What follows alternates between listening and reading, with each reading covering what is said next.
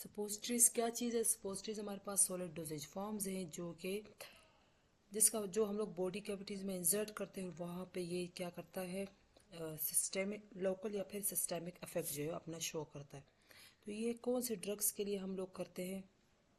Suppositories क्यों बनाई जाती है? मकसद क्या है इसका? मकसद इसका यही है, या तो अगर पेशेंट जो है वो पेशेंट की मतलब हालत ऐसी हो कि वो औरली ड्रग ना ले सकता हो, या फिर फर्स्ट पास इफेक्ट से बचाना हो मेडिसिन को, या फिर अगर हमें लोकल एक्शन चाहिए तो उसके लिए भी हम लोग सपोजिटरीज जो है वो यूज़ करते हैं। अब यहाँ पे क्वालिटी कंट्रोल ऑफ सपोजिटरीज का क्या मतलब है? हमारे पास हर इंडस्ट्री में क्वालिटी कंट्रोल एक डिपार्टमेंट होता है जिसका काम क्या है, टेस्ट करना। कैसे टेस्ट करना है? ऐसे टेस्ट करना। क्वालिटी कंट्रोल का ये मकसद है कि जो चीज़ जो प्रोडक्ट हमारी इंडस्ट्री में बन रही है, क्या वो प्रोडक्ट जो है उसकी क्वालिटी सही है कि नहीं, क्या वो उसी क्वालिटी की चीज़ बन रही है जिसकी मार्केट में नीड है, क्या ये वही क्वालिटी बन रही है जिसका हमें कुछ ऑर्गेनाइजेशंस ने रूल्स बताए हैं, या फिर उन्होंने एसओपीज दी हैं कि इस तरीके से आप लोगों ने ये प्रोडक्ट बनाना है। तो क्या हम लोग उन एसओपीज को फॉलो कर रहे हैं कि नहीं कर रहे? अब यहाँ पे हम लोग क्या करें, ऐसे आप एक्टिव इंग्रेडिएंट इन सपोजिटरीज। एक्टिव इंग्रेडिएंट जो कि हमारे पास ये वो इंग्रेडिएंट है जो कि फार्माकोलॉजिकल इफेक्ट शो करेगा। अब ऐसे क्या है, ऐसे हमारे पास क्वांटिटेटिव टेस्ट है।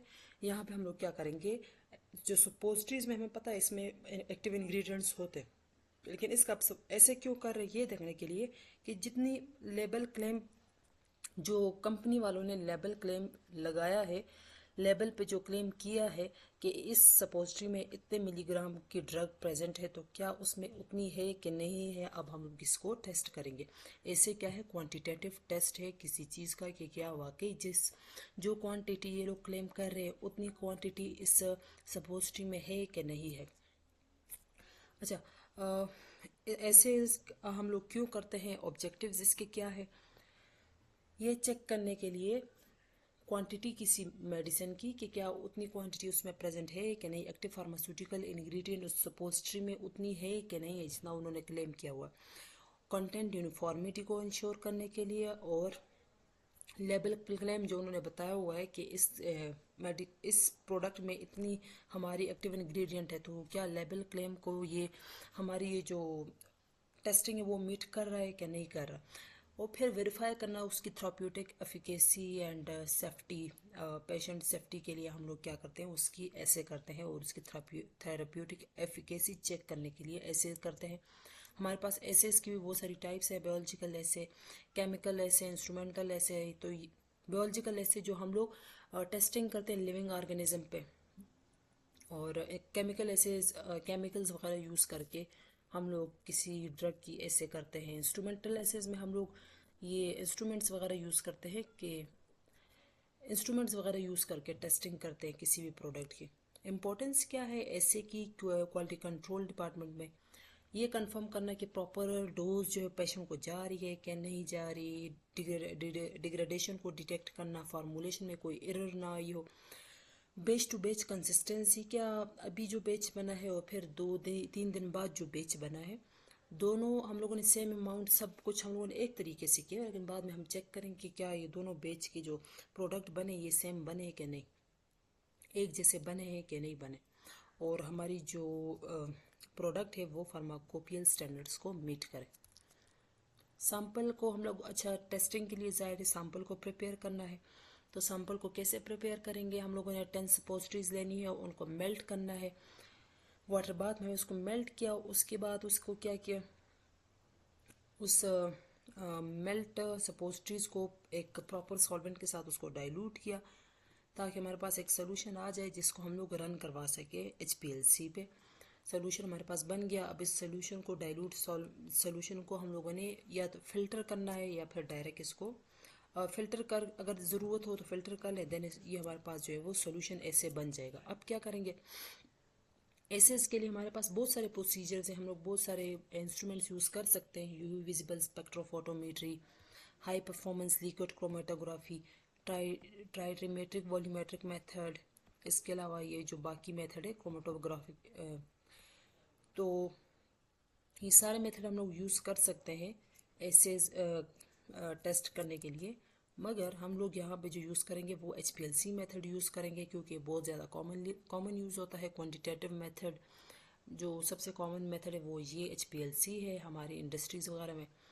तो इसमें HPLC में जो मोबाइल फेज़ यूज़ होगा वो ज़्यादातर बफर एसीटोनाइट्राइल हम लोग यूज़ करेंगे। और कॉलम का जो साइज़ होगा वो कॉलम नंबर कार्बन 18 होगा, और इसका साइज़ जो है 5 माइक्रोमीटर, और इसका ये लेंथ है और ये इसका डायमीटर है कॉलम का जो हम लोग HPLC में यूज़ करेंगे। फ्लो रेट सॉल्वेंट सोल्यूशन का कितना होगा जो हम लोग पास करेंगे, उसमें से 1 ml पर मिनट, और फिर इसको डिटेक्ट करेंगे यूवी लाइट में जितनी और यूवी लाइट हम लोग पास करवाएंगे। तो जितनी ज़्यादा यूवी लाइट एब्जॉर्ब होगी, इसका मतलब ये है कि वहाँ पे कंसंट्रेशन क्या है ज़्यादा। अच्छा, यूवी लाइट कुछ एब्जॉर्ब होगी, कुछ रिफ्लेक्ट होगी, ये सारी चीज़ें फिर डिटेक्टर आगे डिटेक्ट करेगा और हमें प्रॉपर एक ग्राफ देगा। और फिर वो ग्राफ जो हमारा जो सैंपल का ग्राफ है वो और उसको हम लोग फिर कंपेयर करेंगे स्टैंडर्ड ग्राफ के साथ उसी सॉफ्टवेयर में। तो हमें पता लग जाएगा कि इस सपोजिटरीज में कितनी क्वांटिटी है एक्टिव इंग्रेडिएंट की, और कितना वॉल्यूम इंजेक्ट करना है सोल्यूशन का 10 to 20 माइक्रोलीटर, और रन टाइम इस पर ड्रग प्रोफाइल हम लोगों ने रन करवाना है। एक्सेप्टेंस क्राइटेरिया क्या होना चाहिए, तो एक्सेप्टेंस क्राइटेरिया हमें दिया हुआ है ऑलरेडी USP में, BP में। तो कहा जाता है कि एक्टिव इंग्रेडिएंट का कंटेंट जो है ना ये 90 to 110% के दरमियान हो, ना इससे ज़्यादा हो ना कम हो, नहीं तो हमारा टेस्ट जो है वो बेच फेल हो जाएगा। और रिलेटिव स्टैंडर्ड डिविएशन जो है वो 2 या तो 2 हो, 2 के बराबर हो, या इससे क्या हो कम हो, 2% से ज़्यादा ना हो, नहीं तो हमारा बेच या फिर हमारी जो स्पोजिटरीज बना स्पोजिटरीज है वो सारी सारी डिस्कार्ड हो जाएंगी, बेच हमारा फेल हो जाएगा। और रिज़ल्ट जो है वो हमारा शुड वो USP के लिमिट्स को जो है वो मीटअप कर सके।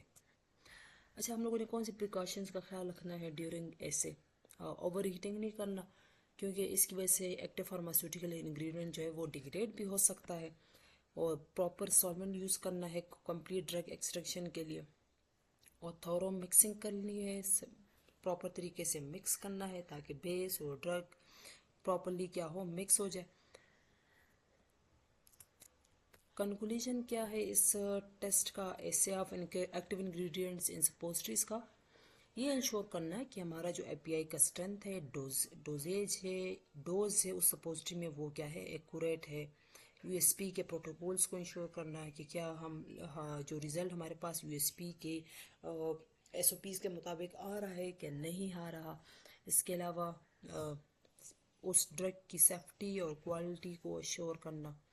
तो इस वजह से इसके लिए हम लोग क्या करते हैं, क्वालिटी कंट्रोल टेस्ट करते हैं, एसेस करते हैं एक्टिव सपोजिटरीज का। तो ये हमारा था कि कैसे हम लोग जो है वो सपोजिटरीज के लिए एसेस करते हैं।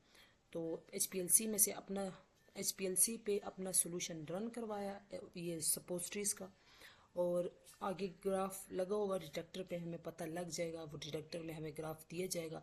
फिर वो जो सैंपल का ग्राफ है वो उसको कंपेयर किया जाएगा स्टैंडर्ड ग्राफ के साथ। स्टैंडर्ड ग्राफ ऑलरेडी जो है वो सॉफ्टवेयर में स्टोर होता है, वो क्या करता है स्टैंडर्ड ग्राफ को सॉफ्टवेयर सैंपल ग्राफ के साथ मैच करता है, और फिर बताता है कि इस प्रोडक्ट में कितनी जो है वो क्वांटिटी है एक्टिव इंग्रेडिएंट की। फिर हम देखेंगे क्या जो लेबल क्लेम पे हमें बताया हुआ क्लेम जो इन्होंने किया हुआ है, लेबल पे जो चीज़ लिखी हुई है कि फलां सपोजिटरी में इतने मिलीग्राम है, तो क्या उतनी है कि नहीं है।